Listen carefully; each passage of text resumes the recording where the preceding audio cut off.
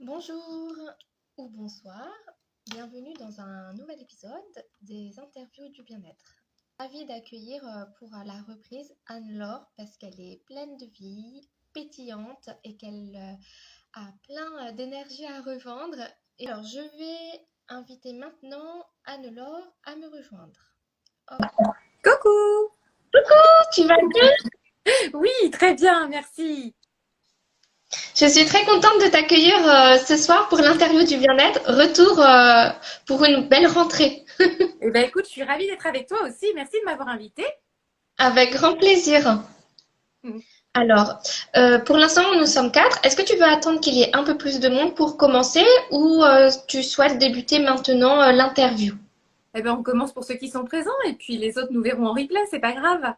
C'est parfait. Alors, bonsoir Anne-Laure. Est-ce que tu peux te présenter s'il te plaît?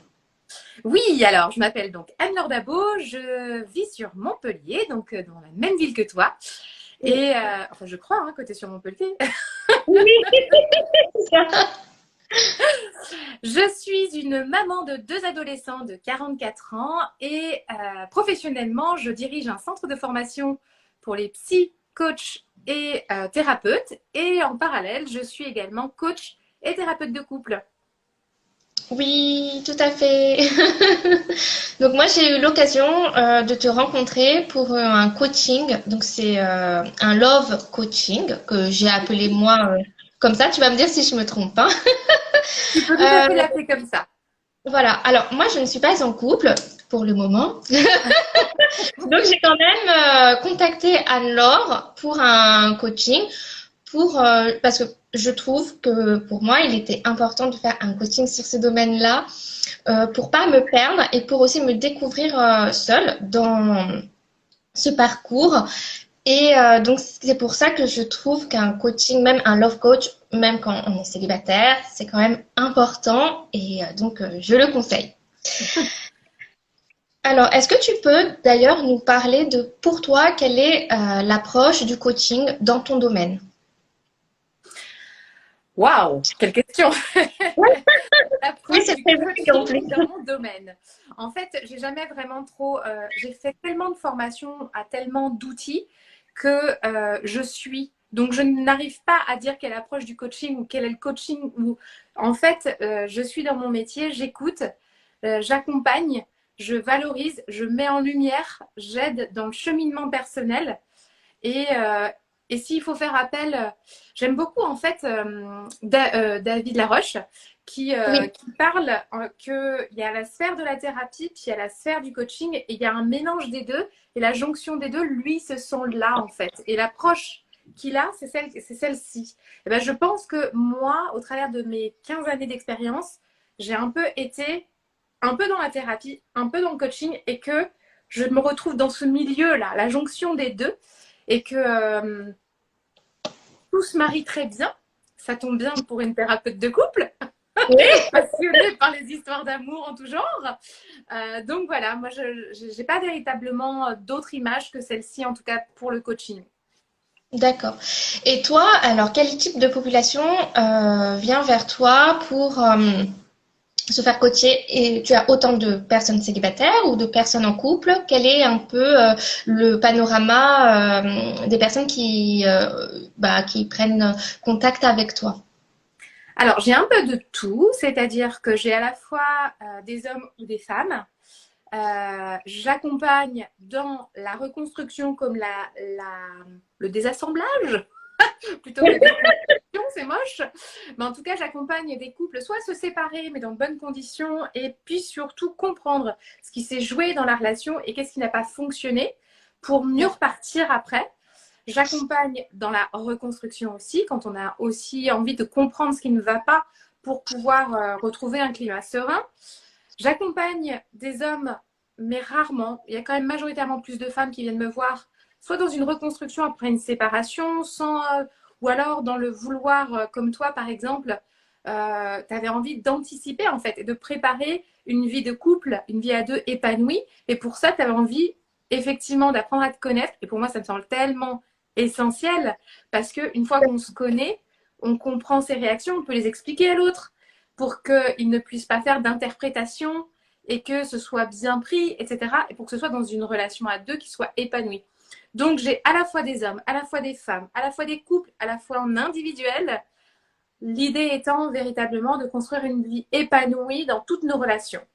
Qu'elles soient finalement dans la famille, parce que bien souvent, on vient me voir pour des problèmes de couple, puis on se rend compte qu'en fait, c'est pas tant le couple qui dysfonctionne, c'est plus l'approche systémique avec la famille et notamment les enfants, parce que voilà, on donne beaucoup plus d'attention aux enfants, puis on perd le couple, etc., etc. Donc en fait, moi, j'amène de la lumière sur comment jongler dans toutes les relations, comment une relation fonctionne, comment une relation familiale fonctionne et comment une relation à deux fonctionne. D'accord, c'est très complet. En fait, moi, j'ai bien aimé la façon dont tu amènes les choses parce qu'on part déjà de soi à la base pour après approfondir sur notre environnement, qu'il soit, comme tu dis, du plus proche à la personne qui est un peu plus éloignée de nous, mais pour mettre en accord toutes ces personnes-là autour de nous pour qu'on puisse avancer. Exactement, c'est exactement ça. Oui, j'ai bien résumé. Alors, est-ce que tu peux nous expliquer comment tu mets en place une thérapie de couple quand un couple vient te voir? Alors, est-ce que toi, tu conseilles de faire une thérapie de couple avant qu'il y ait des problèmes, entre guillemets, en mode juste prévention, ou tu as plus de couples qui viennent alors que là, ils sont vraiment dans le nerf de la guerre et que c'est très compliqué? Alors, il arrive très rarement et pourtant, je trouve ça tellement beau qu'un jeune couple vienne me voir juste pour anticiper. Et finalement, ça ferait partie de la préparation à la vie de couple, en fait. On veut apprendre à comprendre le fonctionnement, se comprendre, mieux communiquer, etc., en fonction de qui on est, pour anticiper cette vie à venir, en fait. Est-ce que comme ça, on sait si c'est un bon match ou pas? Et je trouve ça génial. Mais ça arrive trop peu, à mon goût.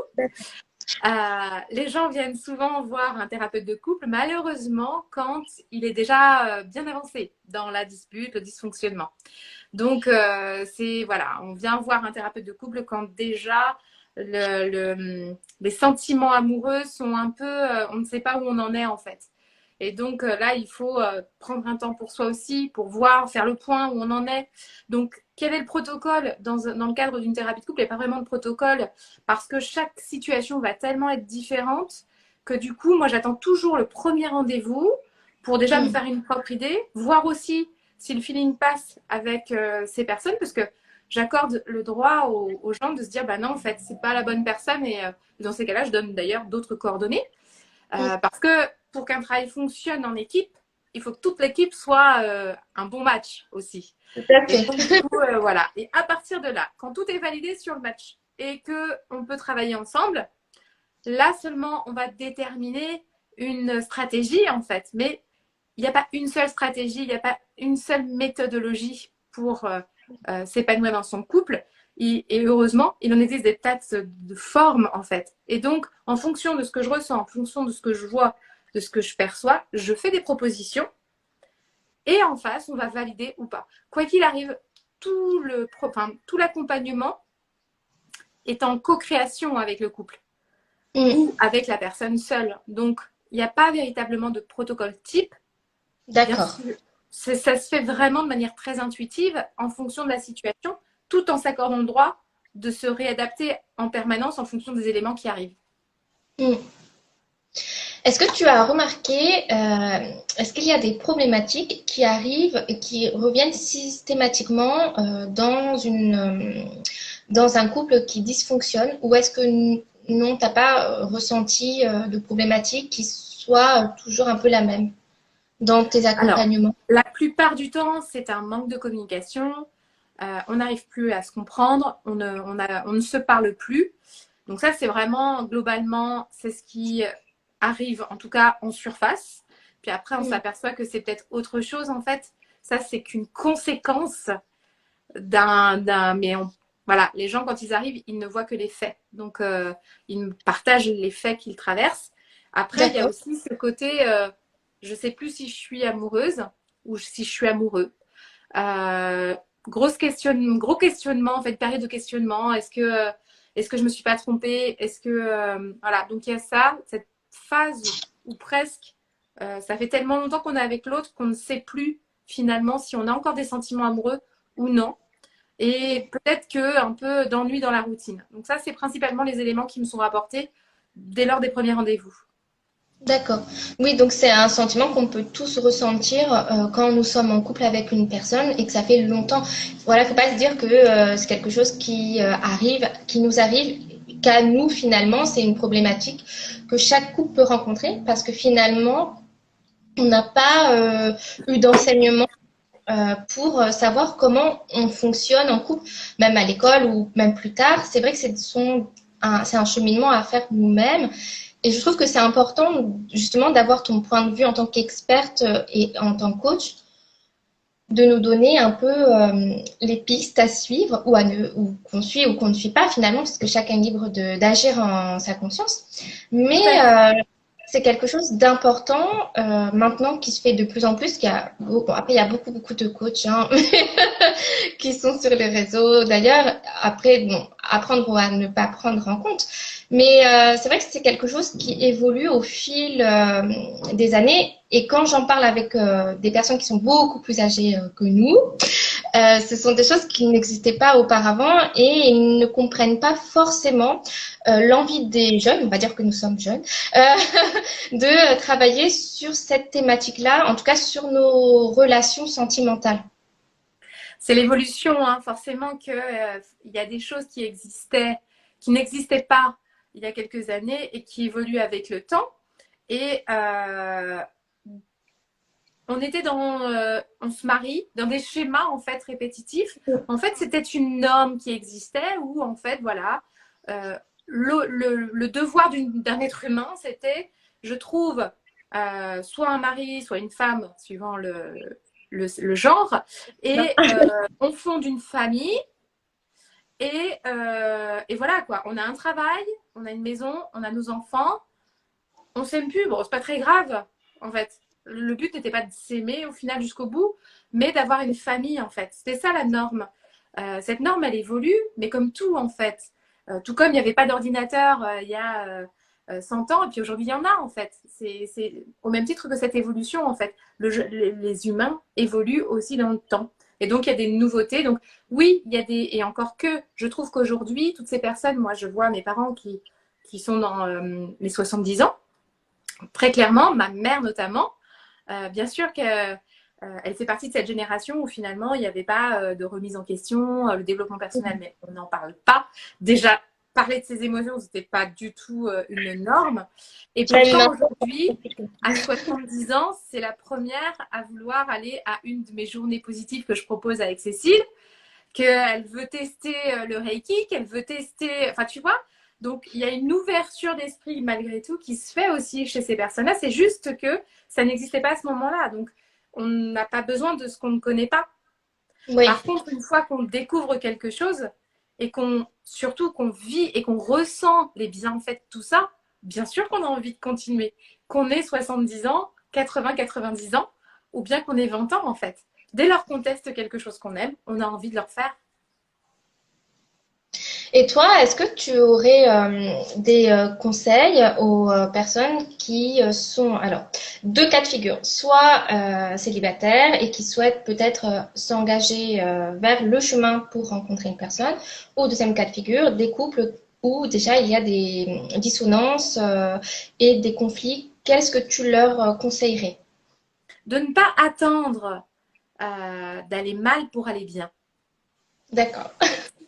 Voilà, c'est qu'on n'attend pas d'arriver au bord de la rupture où on n'arrive pas au moment où on va tromper son partenaire alors que ce n'était pas du tout le deal de départ pour prendre rendez-vous avec le thérapeute de couple. On y va avant, on y va pour comprendre déjà les premiers sentiments qui commencent à émerger de je ne le comprends pas, je ne me sens pas aimée, etc. Déjà à ce moment-là, on prend contact avec un professionnel en fait. Et on va chercher à comprendre ce qui se passe, qu'est-ce qui est en train de se jouer. Est-ce que vraiment le couple est à remettre en question ou est-ce qu'on aurait juste un travail sur soi à faire pour mieux se retrouver à deux après? Et puis quand on est célibataire, c'est la même chose. Si vraiment on s'aperçoit qu'on est dans des répétitions d'histoires, combien de fois j'entends la phrase « Non mais moi je ne dois pas être normale, je suis un aimant à connard. Ben non, en fait. Mais par contre, si tu veux, on peut travailler sur toi, comprendre certaines choses de tes comportements. Et puis peut-être que tu attireras des personnes différentes à l'issue de ce travail. Donc c'est de Oui, ne surtout pas attendre d'aller mal pour aller mieux en fait. Même quand on d'accord. va bien, on peut toujours aller mieux. Et ça, c'est une bonne nouvelle. Oui, c'est une bonne chose, heureusement d'ailleurs. Alors, je vais regarder maintenant ma liste des questions. Vas-y. Euh, alors, pourquoi et comment es-tu devenue coach en relation amoureuse? Alors, Sérieux. euh, il y a 15 ans à peu près, j'avais la petite trentaine et je venais d'accoucher de mon deuxième enfant. J'habitais Nantes avec mon mari et mon premier enfant. Ma famille, enfin, je suis originaire de Nantes, mais toute ma famille, mes amis étaient sur Nantes. Je travaillais à l'époque en tant qu'assistante commerciale chez un concessionnaire moto. Et je me dis, tiens, en fait, je suis bien là, mais j'ai très envie de faire autre chose. J'ai fait tout un tas de métiers. Pendant 10 ans, tous les 2 ans, je changeais de métier et d'entreprise. Et je dis bien de D'accord, métier parce que des fois, des malentendus, et je me suis retrouvée à des postes qui n'étaient pas du tout en lien avec moi, mais qui pourtant étaient pour moi. Donc, du d'accord. coup, et j'ai toujours pris beaucoup de plaisir dans tout ce que je faisais à partir du moment où toutes mes relations sociales avec mes collègues se passaient bien. Même si le travail en soi n'était pas mon kiff, comme là, très clairement, hein, je vais être honnête, hein, assistante commerciale chez le concessionnaire moto, franchement, en soi, les missions en tant que me bottaient pas plus que ça. En revanche, j'adorais parler avec les clients, j'adorais être avec mes collègues, et à partir du moment où moi j'étais bien avec les gens, et que les gens étaient bien avec moi, bah, je pouvais me plaire n'importe où. Sauf que là, 30 ans arrivent, et je me dis, non, en fait, tu peux avoir plus, Anne-Laure. Et puis, parallèlement, donc j'accouche, j'ai quelques kilos à perdre après la grossesse. Je me connecte donc sur un site qui propose de maigrir gratuitement en s'inscrivant sur un site internet. Je me suis dit, mais c'est pour moi cette histoire. Je ne savais pas que ça allait changer toute ma vie. Je me suis inscrite sur ce site et puis comme j'avais du temps, j'ai commencé à... Il n'y avait pas encore Facebook en fait, c'était vraiment les prémices des réseaux sociaux. Il n'y avait pas tout ça et donc du coup, je commence à fouiner, voir comment ça se passe. On peut écrire des blogs, waouh, il y a des gens qui répondent, il y a des interactions avec d'autres femmes qui vivent la même chose que moi. Et puis j'ai rencontré celle qui du coup est mon associée aujourd'hui, Cécile Neuville. Et elle me dit, écoute, je lui parle que voilà, dans la vie, elle me demande ce que je fais, je lui explique que je voudrais profiter finalement de ce congé parental pour trouver ma voie. Et puis elle me dit, ça tombe très bien. Écoute, moi je suis psychologue et je suis dans la réinsertion professionnelle. Si tu veux, je te fais un test de compétences, etc. Et puis, allez, on y va, on voit ce que tu vas faire, quoi. Et là, super. Elle me partage aussi toutes ses recherches sur la psychologie positive, un truc que je ne connaissais absolument pas, mais qui commence progressivement à me passionner. On commence à faire des formations ensemble parce qu'on a les mêmes envies, les mêmes... voilà. Ce site sur lequel nous étions pour perdre du poids finit par nous embaucher. Voilà. Complètement. C'est très On était improbable. tellement actives, en fait, sur ce site que du coup, il y a un moment donné, ils ont dit allez les filles, je vous embauche. On vous paye. Et ce jour-là, en fait, moi, j'ai demandé, en fait, mais tu m'embauches, mais en fait, tu dois faire quoi? Et il m'a dit, juste être toi. Et je crois que ça a été ma première grosse claque, mais une claque positive qui fait du bien, parce que jamais on m'avait dit ça. Et c'est ce qui m'a vraiment amené à me dire que je pouvais peut-être être qui j'étais, et donc être à l'écoute des gens, être, oui, surdynamisée parce que j'ai plein d'énergie en moi. Je parle beaucoup, je rigole fort, je rigole tout le temps. Et peut-être que je peux partager ça, en fait, pour les gens, pour qu'ils se sentent mieux et qu'ils se sentent bien. Et à ce moment-là, j'ai su ce que je voulais faire. Et donc, j'ai fait des formations. Puis après, on a déménagé, 1 an et demi après, on a déménagé avec mon mari et ma petite famille. Et on s'est associé avec Cécile et on a ouvert et créé le centre de formation.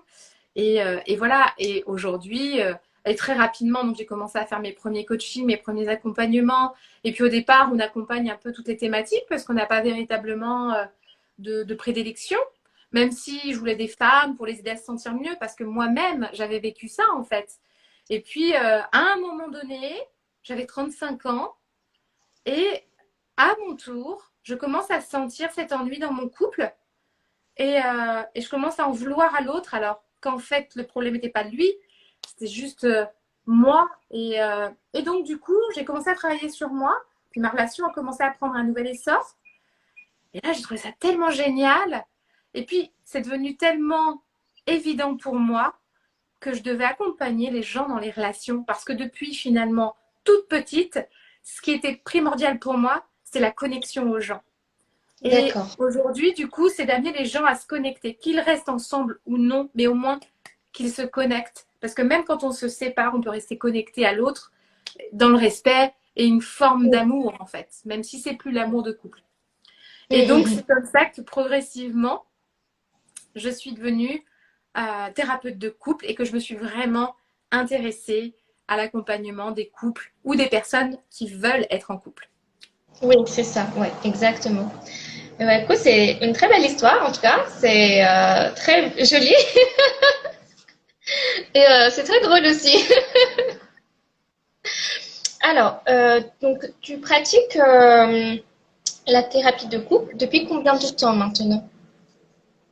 Eh bien, ça va faire presque 10 ans maintenant, parce que tu vois, j'avais 35 ans quand ça a commencé à émerger chez moi. Oui, Et puis, très naturellement, en fait, à ce moment-là, cette période de vie, non seulement moi, je traversais ma petite remise en question dans mon couple à moi, et bizarrement, tous les appels que j'avais pour prendre des rendez-vous avec moi, c'était des couples. Euh, bon, les choses n'arrivent jamais par hasard, et je me dis, bon, tu vois, la vie t'envoie des signes, Anne-Laure, il y a peut-être un truc à faire là-dedans, quoi. Et donc, ça fait presque 10 ans maintenant, ça va faire 9 ans. hmm. Et est-ce que tu as vu en 10 ans, donc c'est long 10 ans, est-ce que tu as vu l'évolution, par exemple, des réseaux sociaux, de toutes les nouvelles façons de comment les femmes elles se positionnent aussi au niveau de la société, avec par exemple les mouvements MeToo, etc. Est-ce que ça en joue beaucoup sur les nouvelles relations dans tout ce qui est drague ou relations entre couples? Est-ce que tu as vu une évolution particulière depuis, donc, pendant ces 10 ans? Alors, les couples, durant toutes les 10 dernières années, pour moi, il n'y a pas tant une grosse évolution dans le sens où les problématiques sont assez souvent les mêmes. D'accord. Donc là-dessus, on n'a pas vraiment d'évolution. Et je suis sûre qu'on demanderait à nos grands-mères comment elles ont vécu. Tellement... Je suis sûre qu'elles ont vécu l'ennui à un moment donné, le manque de considération, le manque de communication. Enfin bref, je crois que ça, c'est valable pour beaucoup et encore aujourd'hui. En Oui. revanche, sur les personnes célibataires, où là, il y a eu aussi une véritable révolution, j'ai envie de dire, mais je ne suis pas encore capable de dire si c'est une bonne ou une mauvaise chose. Oui. Dans le côté où finalement les rencontres se font de manière différente. Elles se font beaucoup au travers de réseaux sociaux ou bien d'applications dédiées à ça. Oui. Alors d'une certaine manière, on pourrait trouver ça chouette et je trouve ça bien parce qu'au moins il y a un lieu où on peut quand même espérer faire des rencontres. Rencontrer quelqu'un. Voilà, exactement. Et puis en même temps, il y a cette notion de ben ouais, mais du coup ça devient facile. Du coup, pourquoi rester avec quelqu'un en fait? Pourquoi s'encombrer d'une relation dans laquelle on pourrait très vite se retrouver englué ou dans une forme de routine qui ne nous satisfait plus? Alors autant aller à la recherche de la nouveauté en permanence. Et puis il ne faut pas oublier que la nouveauté, il est évident que ça touche aussi le côté hormonal, qu'on le veuille ou Oui. pas. Et donc, du coup, ça va donner des illusions, parce que pour moi, ce ne sont que des illusions, que c'est une forme d'adrénaline qui va venir et qui, du coup, on en veut toujours plus, toujours plus, toujours plus. Puis, il y a un moment donné, on finit par se regarder dans le miroir, on se dit, ouais, mais non, en fait, il y a un grand vide. Il y a un Ouais. énorme vide. Donc, voilà le constat que je peux faire sur l'évolution. Il y a plus une évolution visible pour les personnes célibataires et Oui. dans la démarche pour rencontrer quelqu'un Mm. que dans les problèmes de couple. Je crois que les difficultés de couple, elles, c'est intemporel.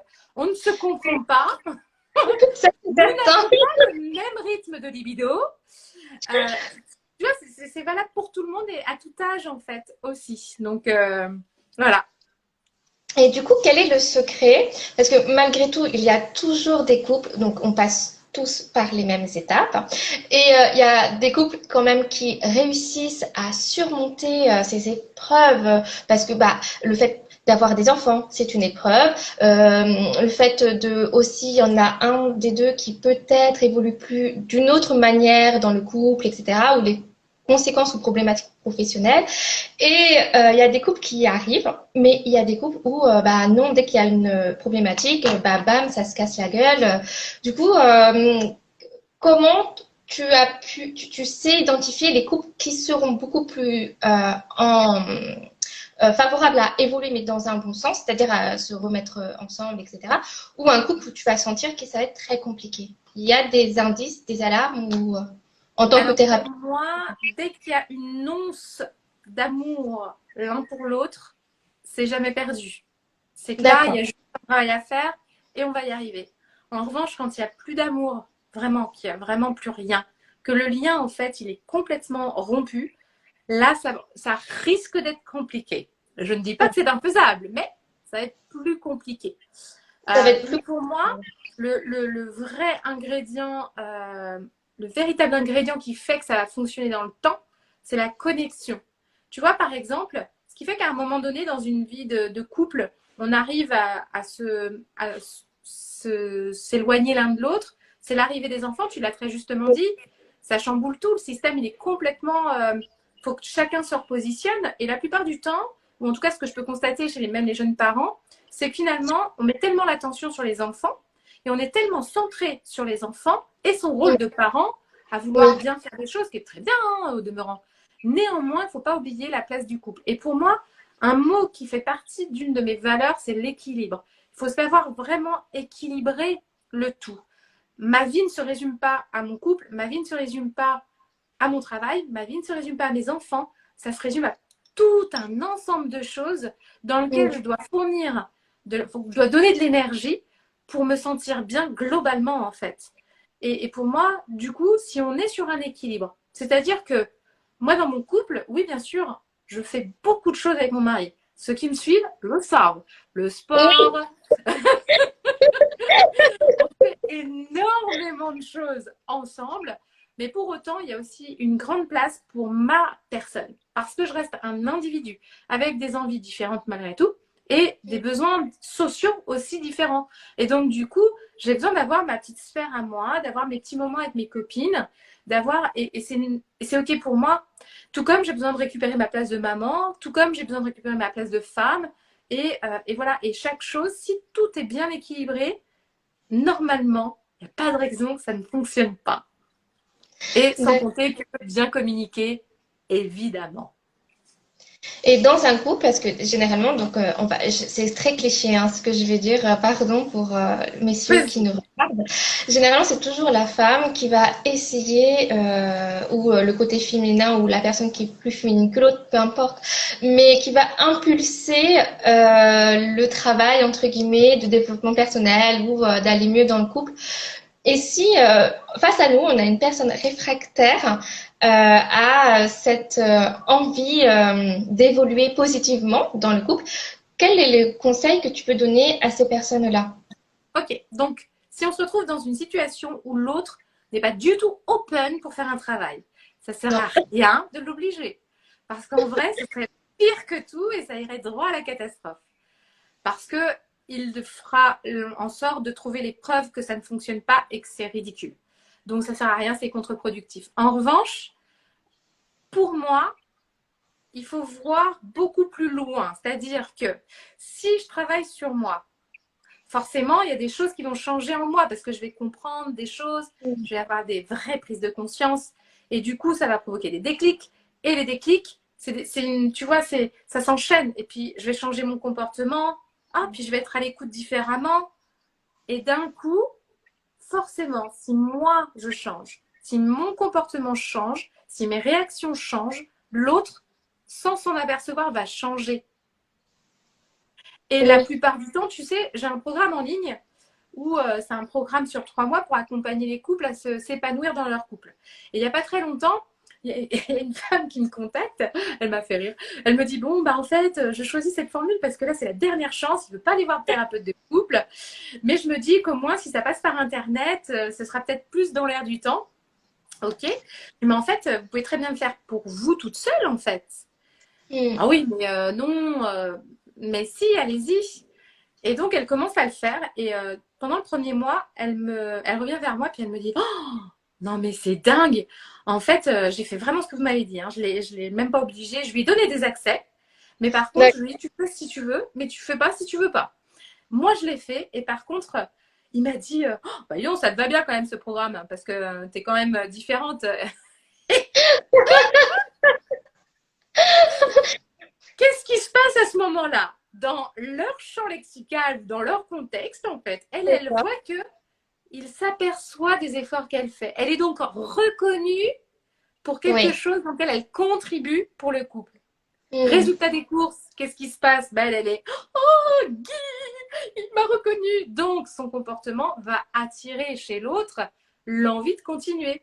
Et ainsi de suite. Donc, automatiquement, si vous changez quelque chose, même individuellement, ça va forcément avoir un effet sur l'autre. Je ne dis pas que ça va changer radicalement les choses. En revanche, ça va vraiment le stimuler, peut-être susciter l'intérêt aussi chez l'autre pour changer. Oui, parce qu'il y a un impact finalement un peu, et pas que, je dirais pas que dans le couple, il y a vraiment aussi un impact comme on évolue. Même moi, ça s'est plutôt ressenti sur mes relations professionnelles, où dernièrement j'ai fait un test. Donc c'était quoi? C'était l'évaluation professionnelle à faire chaque année. Et là j'ai mon responsable. Oui, alors Johanna, tu as beaucoup évolué quand même en une année, parce que tu es beaucoup plus. Voilà, tu sais où tu en es. Tu ne réagis plus à fleur de peau. Tu es beaucoup plus malin. Et ça m'a fait sourire parce que je me suis dit, bon, ben, c'est super parce que c'est pas professionnellement que je voulais évoluer et changer, c'était vraiment dans ma vie de tous les jours et personnellement. Et le fait que ce soit ressenti aussi dans le monde professionnel, ça a encore plus validé et le fait que oui, j'étais sur un bon cheminement pour moi et je sais pas, j'étais trop fière de moi en fait qu'une autre personne extérieure qui ne savent pas du tout que je fais un travail personnel sur moi-même les remarquer et le valide en plus. C'est comme tu dis, voilà, oui, ah ben enfin, je suis reconnue quoi pour ce que je fais.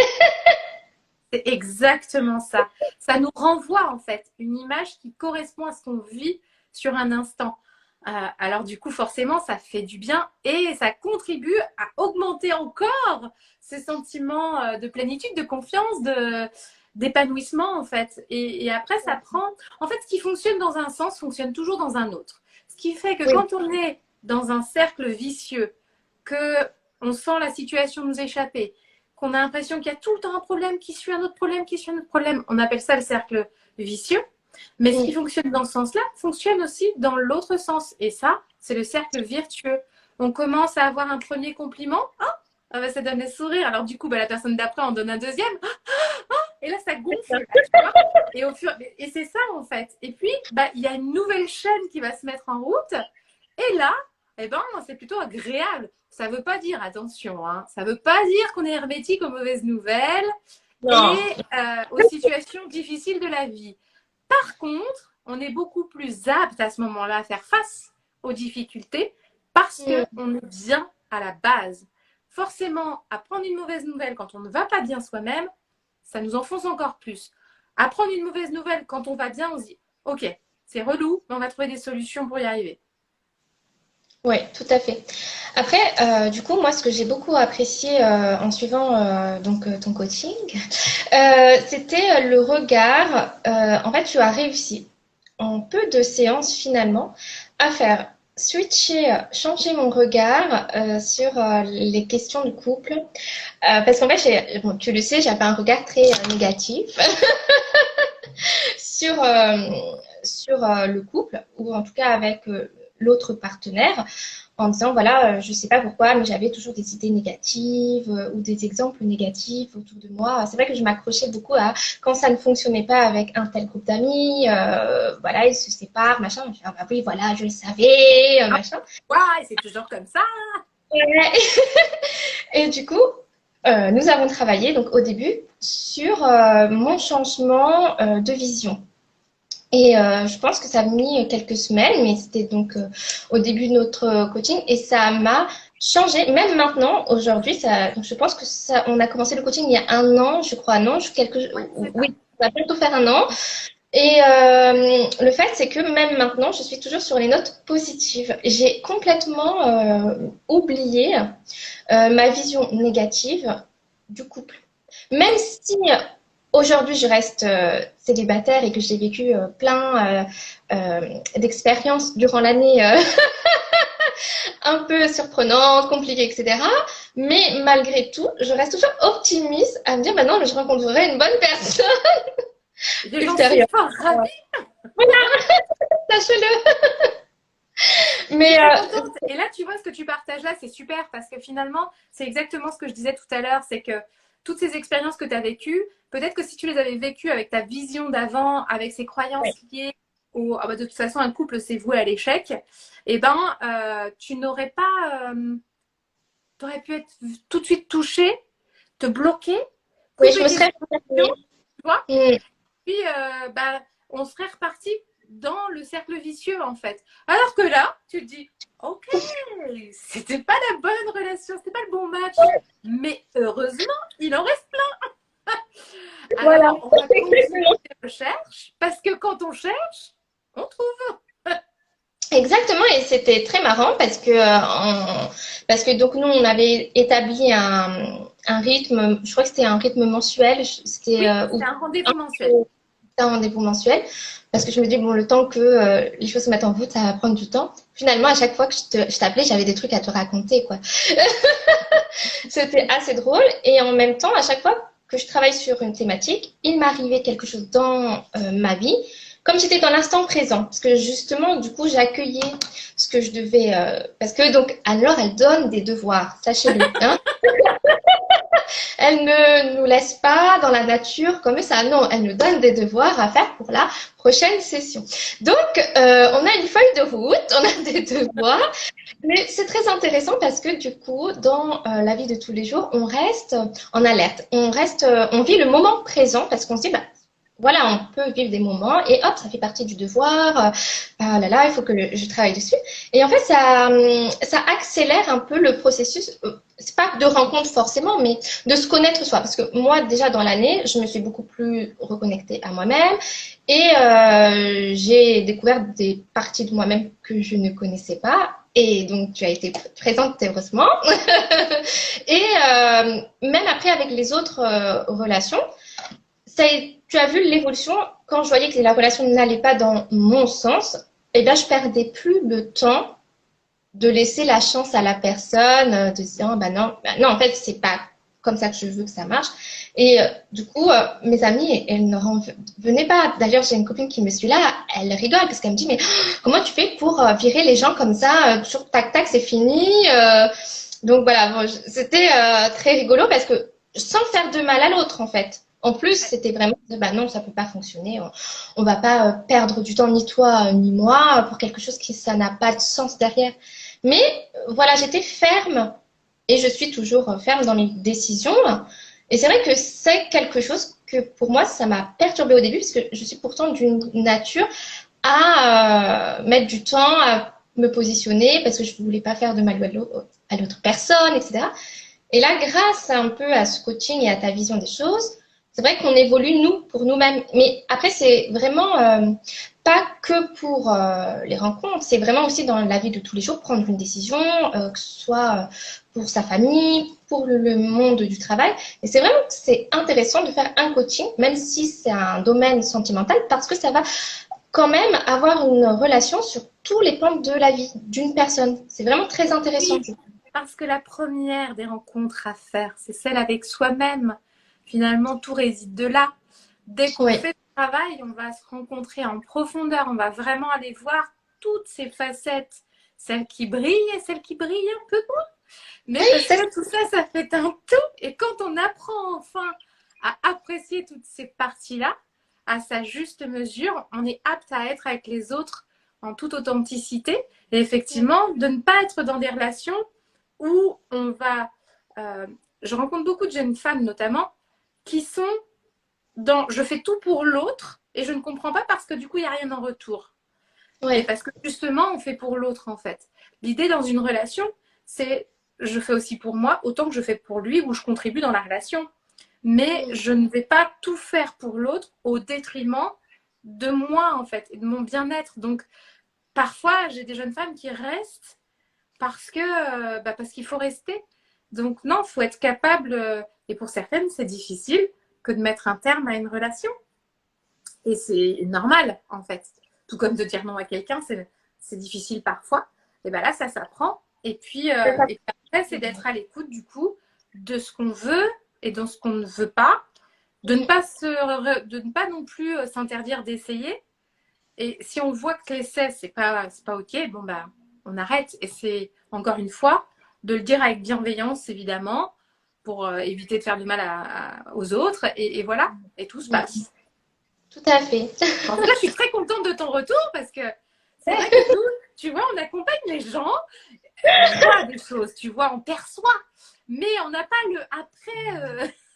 Est-ce que ça dure longtemps Et c'est très, je trouve c'est gratifiant parce qu'on se dit, bah voilà, j'ai travaillé sur cette thématique il y a un an et en fait, je l'ai quand même intégré. Donc mon inconscient l'a intégré, mon conscient l'a intégré.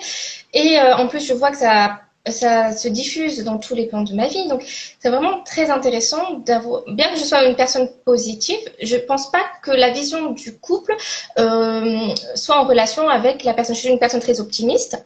Mais pourtant, comme j'ai vécu beaucoup de désillusions, je pense, amoureuses, j'avais ce côté-là à m'attacher que sur des choses qui étaient négatives dans les couples qui gravitaient autour de moi. Je dis, ah ouais, en fait, je suis trop contente, je suis célibataire, j'ai pas ça à supporter, j'ai pas ça, j'ai pas ça, j'ai pas ça. Et après, j'étais là, oui, alors, je rencontre personne, comment c'est possible? Il faut savoir que l'être humain va toujours chercher les preuves de ce qu'il pense ou de ce qu'il croit, en fait. Ouais. Et donc, forcément, ben, là, dans ton cas, tu allais t'entourer de personnes dont les couples venaient te confirmer ta croyance, comme quoi le couple n'était qu'un enfermement, en fait. C'est ça. Et depuis, c'est marrant parce que maintenant, je rencontre d'autres couples et dont la dynamique est complètement différente. Et comme je vois que les entre guillemets les bons côtés finalement des choses en disant bah oui bon ils s'embrouillent mais ouais bah en fait c'est normal de s'embrouiller dans un couple, c'est parce qu'on s'embrouille que ça y est c'est fini, c'est catastrophique et que finalement on va pas au-delà de ce problème-là et avancer en couple. Et c'est marrant parce que malgré tout il fallait quand même un an pour maintenant me dire bah ok en fait je suis prête maintenant, mais maintenant alors qu'on a travaillé il y a un an. Tu vois ce que... Parce que chacun va prendre un certain temps, en fait, et ça va pas du tout être le même pour tout le monde. Chacun va avancer à son rythme. On est tous avec des rythmes différents, et donc il faut vraiment être en respect avec ça et de prendre le temps qu'il faut.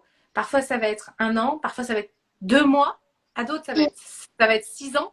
Peu importe, en fait, c'est vraiment d'être à l'écoute de son rythme et d'aller... mais par contre, d'être confiant sur ça va arriver, en fait.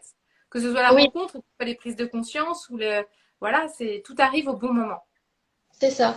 Et puis de se dire, en fait, quand tu rencontres des personnes, donc moi j'ai rencontré des personnes sur mon chemin, et finalement elles m'ont quand même apporté plein de choses, notamment sur la connaissance de moi et de ce que j'attendais. Et bah, comme tu m'as expliqué un peu l'image des poupées russes, où bah voilà, tu rencontres une personne. Ah, tu vois, j'ai retenu la leçon. Hein.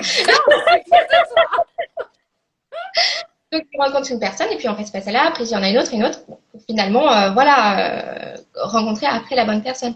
Et c'est vrai que c'était marrant parce que je me suis pas refermée malgré tout après toutes ces histoires.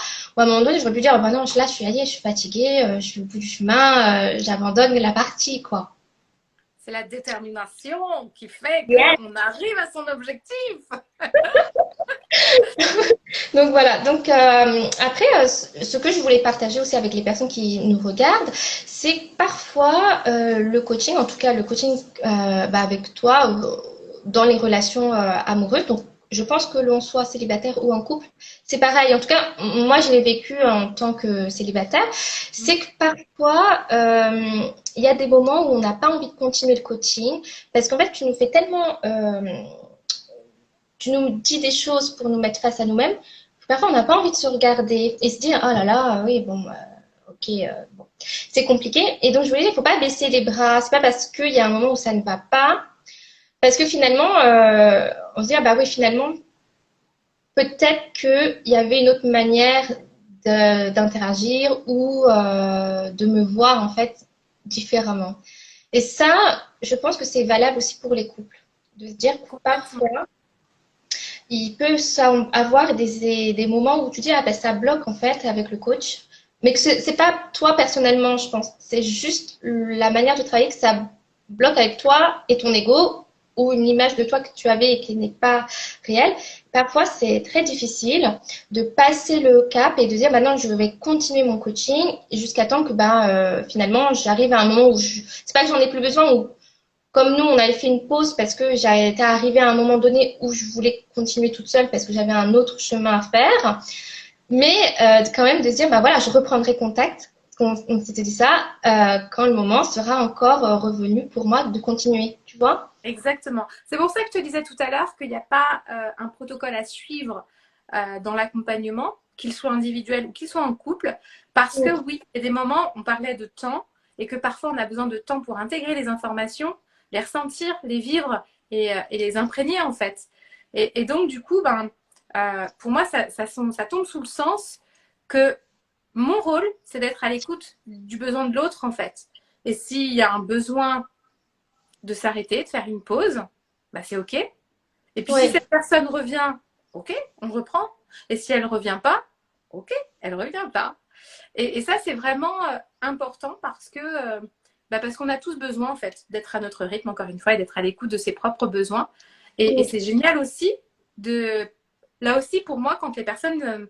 il y a autant des fois, c'est moi qui l'ai proposé. Là, je pense qu'on est arrivé au terme du travail, en tout cas, qu'on peut faire ensemble. Après, si vous voulez avancer sur autre chose, je peux vous orienter vers d'autres personnes. Autant, il y a des fois, ce sont les personnes qui osent, parce qu'il faut oser en fait le dire. c'est vrai. C'est génial. Et moi, quand on ose me le dire, mais moi, je me dis, waouh, on y est arrivé. Parce que parfois, c'est difficile pour les gens que de dire stop, tu vois. Parce que Oui, on se dit, bah non, c'est ma coach ou c'est mon thérapeute. Et donc, du coup, bah non, ça doit être elle qui doit savoir, en fait. Mais en fait, il n'y a mm, pas de meilleure personne que soi pour savoir ce qui est bon pour nous. Donc, moi, quand la personne, elle arrive à assumer jusqu'au bout sa proposition, mais moi, je trouve ça génial, bien au contraire. Je suis fière. Je suis fière parce que j'ai le sentiment d'avoir contribué à ça et d'avoir oui, fait émerger l'autre cette capacité à oser être et dire. ouais. Donc voilà, donc c'était quelque chose que je voulais dire parce que parfois on peut se baisser les bras alors que non, c'est juste que c'est un processus normal, je pense. Donc voilà. Exactement. Alors, je vais revenir à mes questions.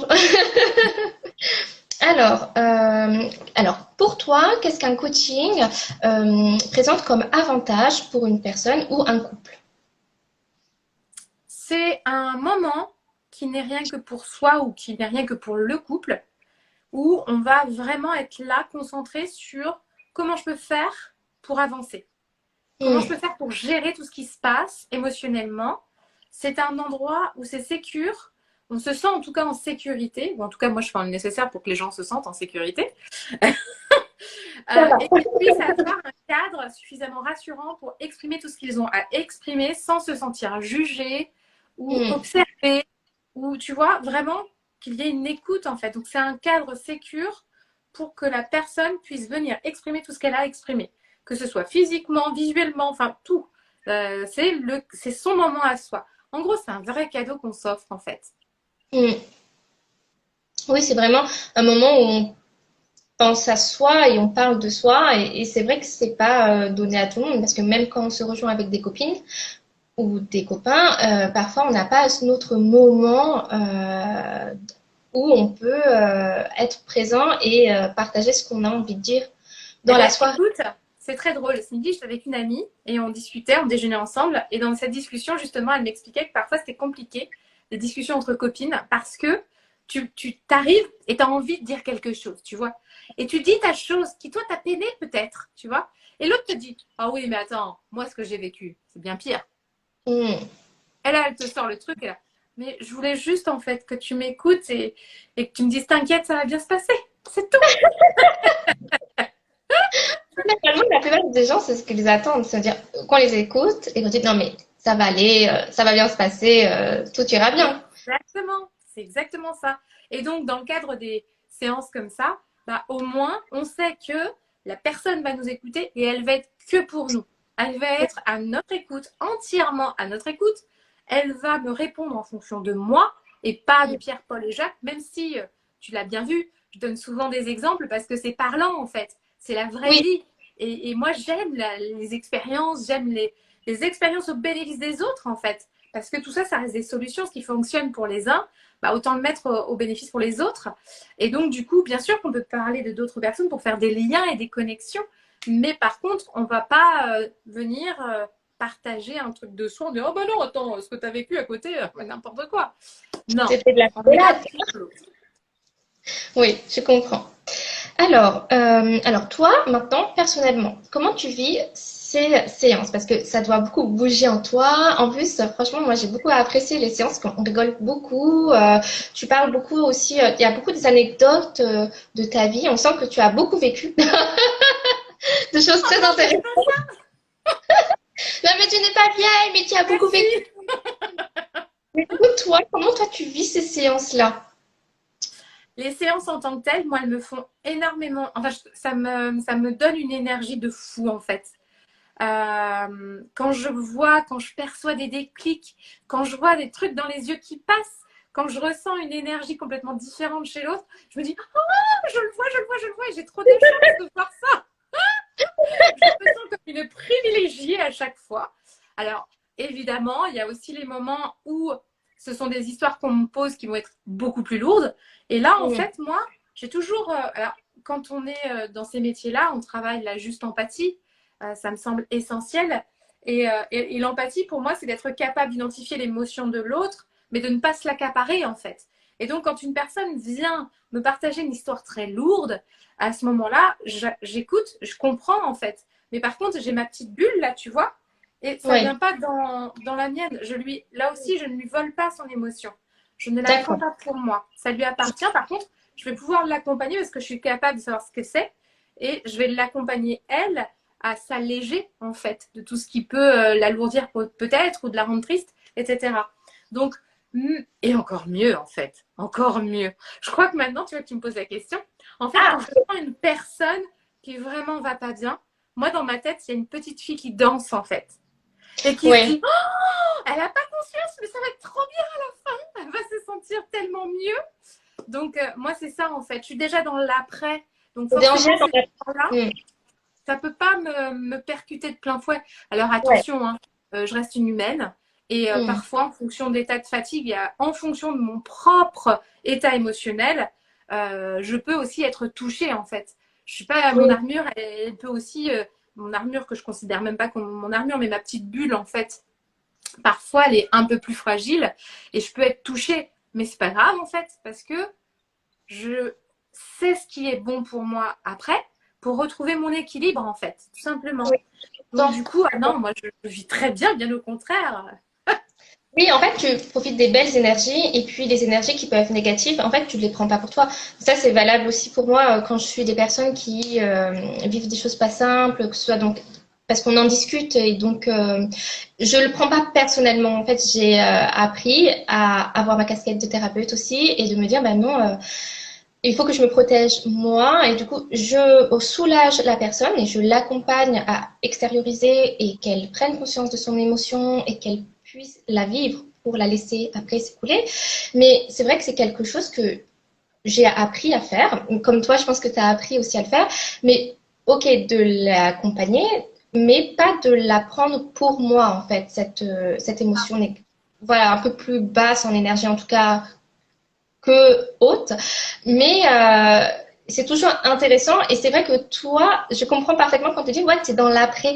Parce qu'on sait que ce qu'on va donner et qu'est-ce qu'on va faire avec la personne, ça va l'emmener dans une étape supérieure et que ce sera que mieux. Mais ce que C'est nous, exactement ça.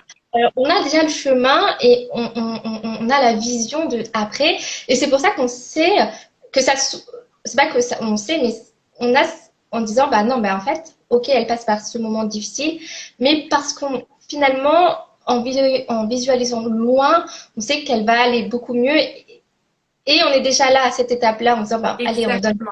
C'est cette une partie. certitude, en fait. C'est C'est ça, sûr. exactement. Et peu importe d'ailleurs le chemin, parce qu'il en existe plein. Mais on Oui, préfère oui, y oui, aller. oui.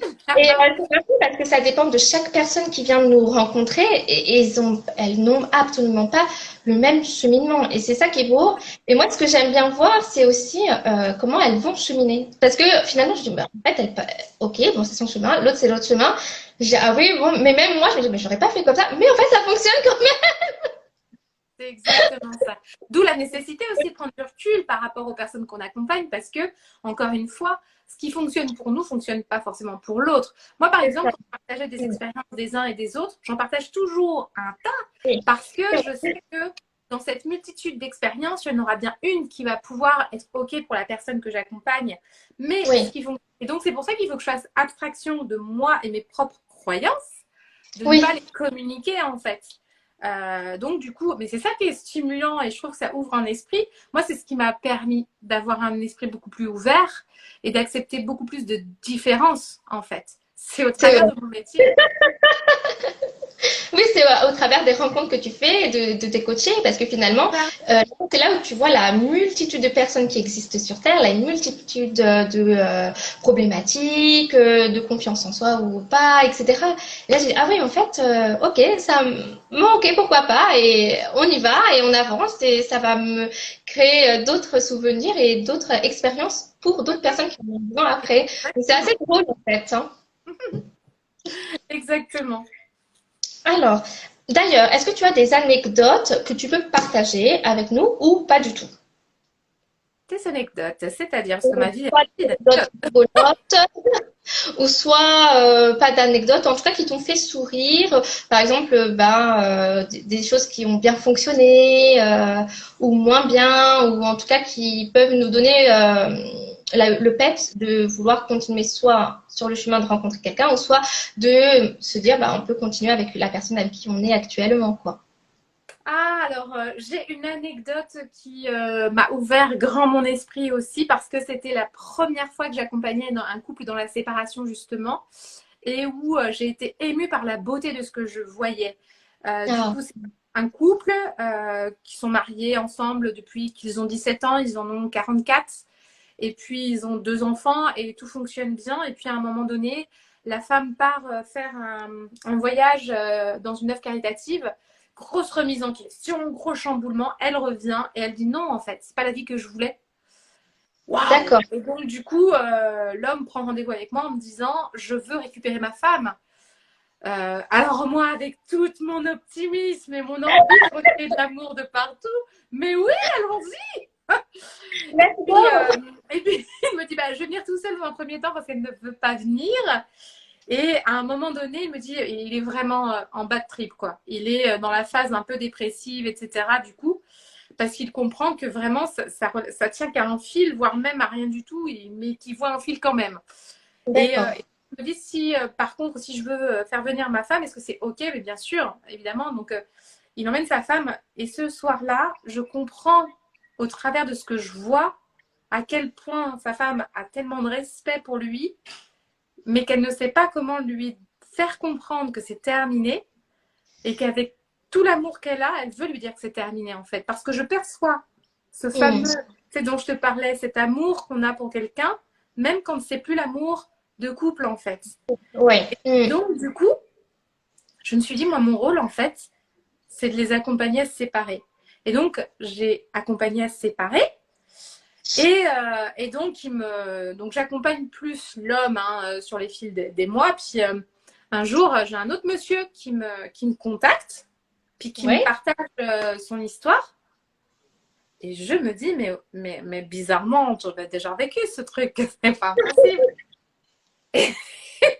Et en fait, c'était génial. En fait, ce couple que j'accompagnais dans la séparation ont pris du temps pour se séparer physiquement et pour l'exprimer à leurs enfants. Donc, si émotionnellement la séparation se faisait, ben, D'accord. physiquement, ce n'était pas encore le cas et surtout, ils ne l'avaient pas dit aux enfants. Hmm. Alors, c'était un choix de leur part. Moi, je voulais les mettre aussi face à une réalité, c'est-à-dire que le jour où ils l'annoncent, eux auront évolué sur autre chose. Il y aura forcément un décalage. Mais Hmm. ils préféraient, dans un besoin de protéger leurs enfants, d'attendre encore un petit temps. Et au final, parce que moi, en plus, je dis, non, mais vous vous rendez pas compte, parce que potentiellement, vous pouvez rencontrer quelqu'un d'autre, en fait. Exactement. Non, mais n'importe quoi, en fait, c'est pas possible. Déjà, j'ai du mal à faire mon deuil de la relation, donc rencontrer quelqu'un d'autre. Et au final, c'était génial parce que lui avait rencontré quelqu'un d'autre, elle avait rencontré quelqu'un d'autre, et ce couple-là ben, vivait les mêmes choses. Ils ont rencontré un même couple, quoi, dans la même histoire, et du coup, ils se sont mis ensemble. Ça, c'est fou. Exactement. Avec le côté, ben, on ne veut pas le dire à nos enfants pour l'instant, mais c'est Ouais. compliqué parce que nana. Puis j'ai dit, mais c'est bizarre, cette histoire, j'ai déjà entendu. Et puis, discrètement, à la fin, il me dit, oui, bah, c'est monsieur et madame Intel que vous accompagnez. Ben, en fait, c'est que. Mon Trop drôle, hein. Et du coup, je me suis retrouvée finalement à accompagner un système. Et franchement, ça a été magique et tellement puissant pour moi parce que c'est comme si finalement, on avait plein de pièces de puzzle, mais qui étaient dans un bazar total, qu'on était Mm. incapable de voir l'image. Et à la Ouais. fin du travail, jusqu'aux enfants, parce qu'il y a des adolescents qui sont venus me voir après, et ben, Ah, c'est comme si chaque pièce de puzzle reprenait sa place et qu'on percevait à la fin bah, une image en fait. C'était très net et on voyait une image. Et donc, c'était génial. Franchement, je me suis et ça, ça régalée. devait vraiment Et à ce être moment-là, je me suis dit, assez beau, ouais. ok Anne-Laure, on n'est pas non plus dans le vouloir tout le temps raccorder les gens. Parfois, c'est aussi les accompagner dans la séparation. Mm. Ouais, c'est ça. Et du coup, tu as appris sur le terrain à avoir plusieurs situations et à mettre plusieurs cordes à ton arc aussi, selon les cas. Et ça, c'est aussi très intéressant, je trouve, dans Bien l'évolution. sûr, ouais. Mm. En fait, au départ, quand on arrive dans ces métiers, on se forme à un outil, on se forme à une approche, on se forme à un accompagnement, etc. Puis bah, il y a la théorie, puis il y a la réalité de terrain. Et quand la Mm. réalité de terrain se présente à soi, ben on se dit ah, je vais peut-être aller regarder un petit peu ce qui se fait. Donc c'est aussi très enrichissant parce que ça nous amène encore à apprendre toujours et Ah, encore plus. oui, oui. Et c'est vraiment comme ça que moi, je me suis créée quelque part dans ma posture en tout cas.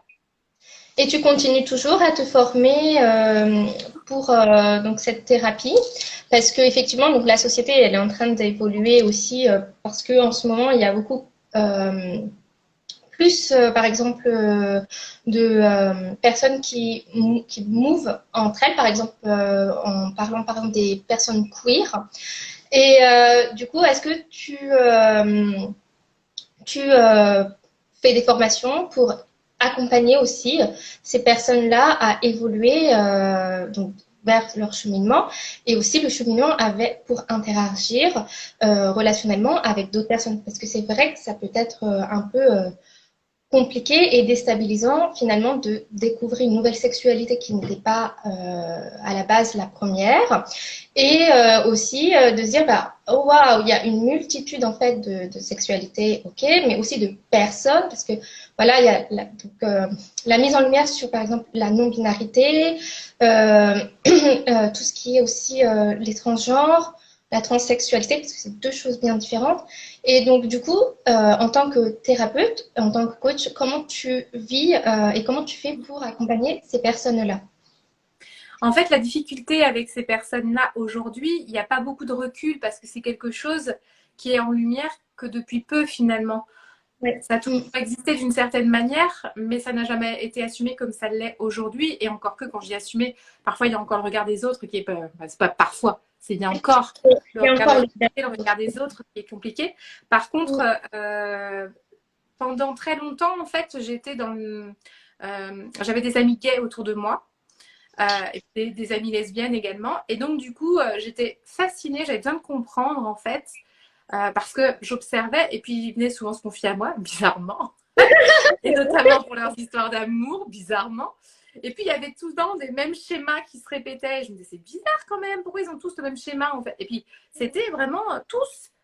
Donc, du coup, j'étais beaucoup dans l'observation, beaucoup. Et je crois qu'au travers de tout ça, j'ai beaucoup appris, en fait. J'ai beaucoup écouté, j'ai beaucoup observé, j'ai beaucoup interrogé aussi parce que j'étais très curieuse. Et ma curiosité m'a amenée à développer beaucoup de compréhension en fait. Et, euh, et c'est des thématiques qui me passionnent aussi en fait. Parce que quelque part, c'est très identitaire aussi. Et Mhm. c'est très identitaire et très amour de soi, tu vois. Et comme moi, c'est quelque chose que quoi qu'il arrive, quel que soit ton genre, quelle que soit ta sexualité, quelle que soit ton orientation, ça reste pour moi le fondement en fait. C'est l'amour qu'on se porte à soi-même et ce qu'on sent pour soi, quoi. Et à partir du moment où on s'aime suffisamment pour être soi à 100% et briller, on peut être transgenre, on peut être homosexuel, on peut être hétérosexuel, on peut être n'importe quoi sexuel. Ça le fait, quoi, tu vois. Donc, oui, ouais.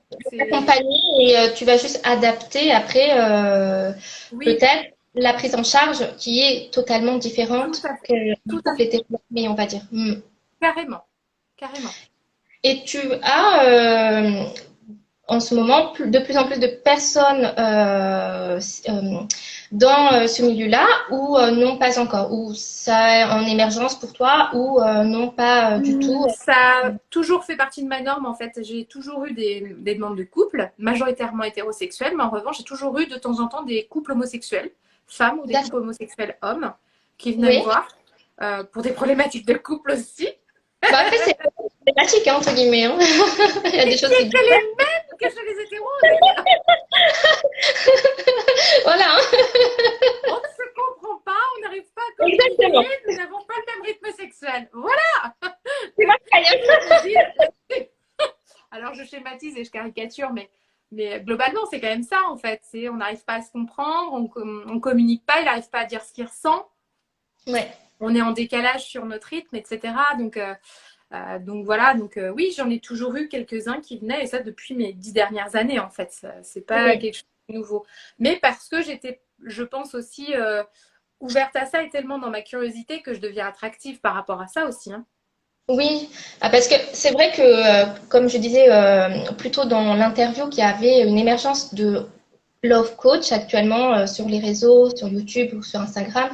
Et c'est vrai, ou peut-être que c'est sur mon feed que ça se passe comme ça, mais il y a ou peut-être qu'il existe peu de coachs vraiment qui met tout à l'inclusif, quoi, qui va vraiment ouvrir le champ de l'hétérosexualité et de dire, voilà, oui, bon.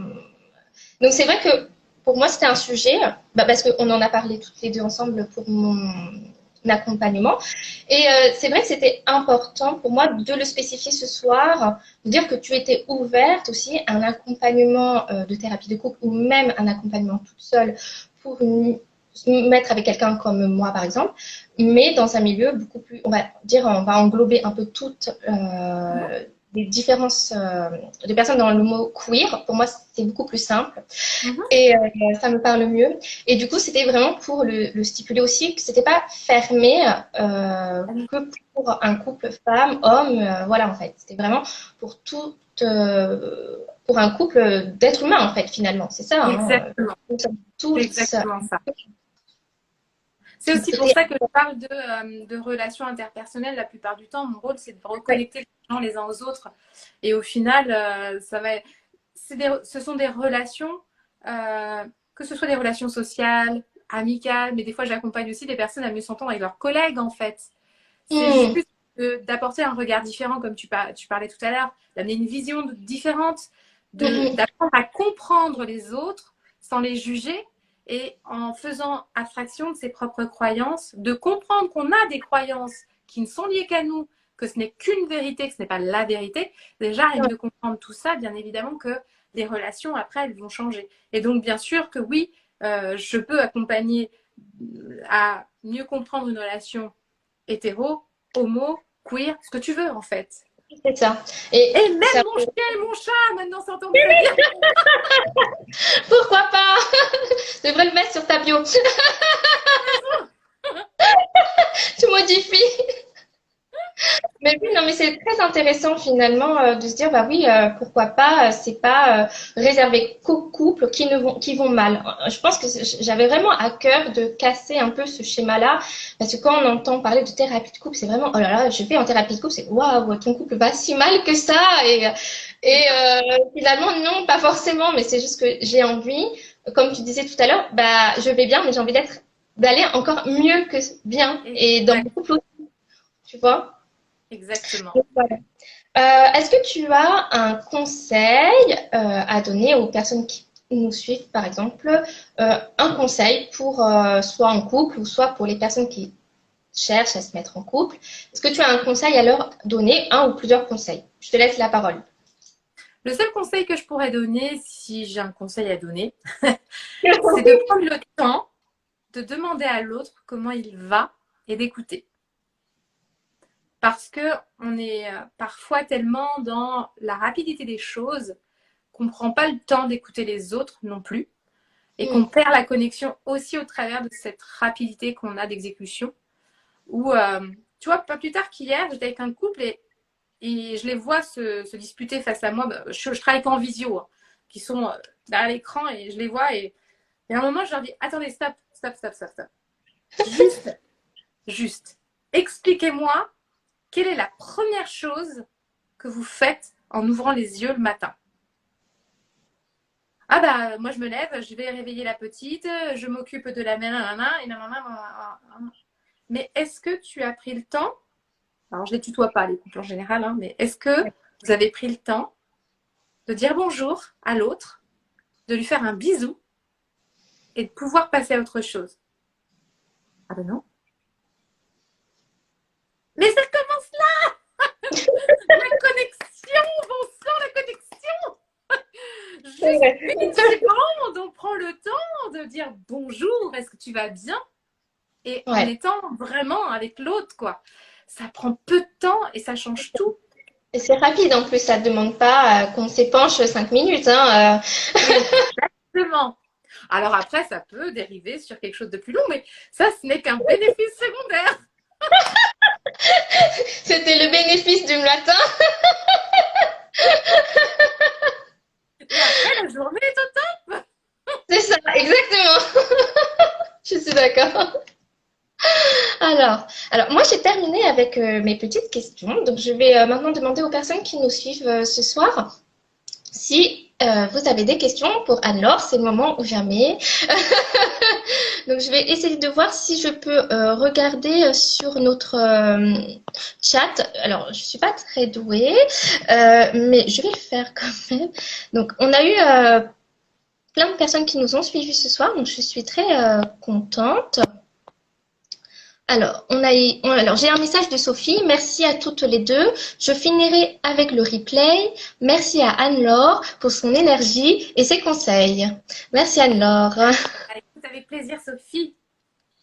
Alors, est-ce que vous avez d'autres questions? Si vous n'avez pas de questions, on va arrêter la conversation et je vais mettre en ligne donc dès que je termine la communication avec Anne-Laure, le replay, comme ça, vous pouvez revoir dès le début tout ce qui s'est raconté avec nos petites blagues, etc.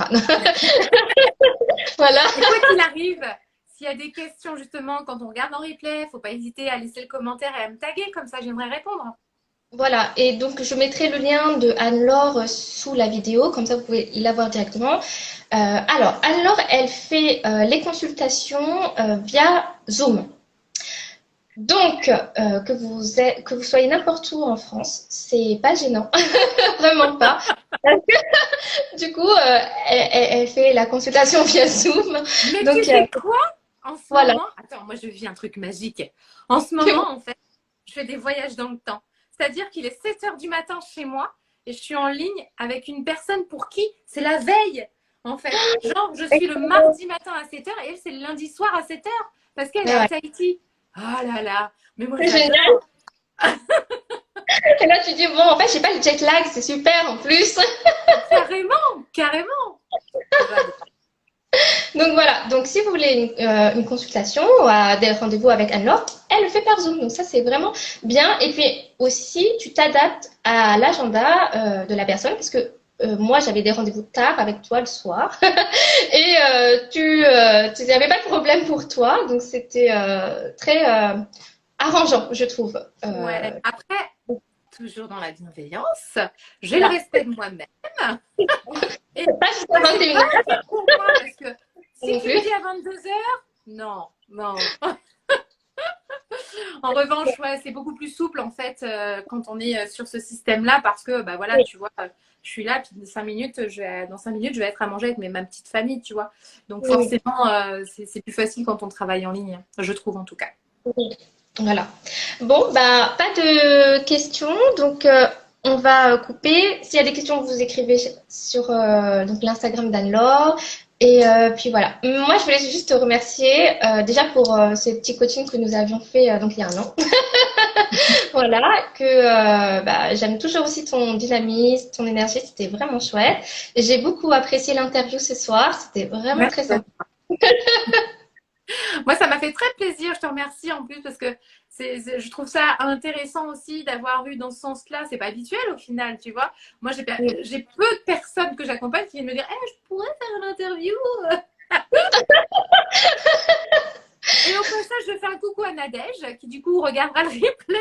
Ah ouais, vas-y, regarde le replay, Nadège, tu vas te régaler. Coucou à Nadège. Alors, il y a Léa Créa Coaching de Nad. Ah, c'est Nadège. Ah bah voilà, je regarderai le replay. Merci pour vos jolis sourires. Avec grand plaisir, là, on donne tout.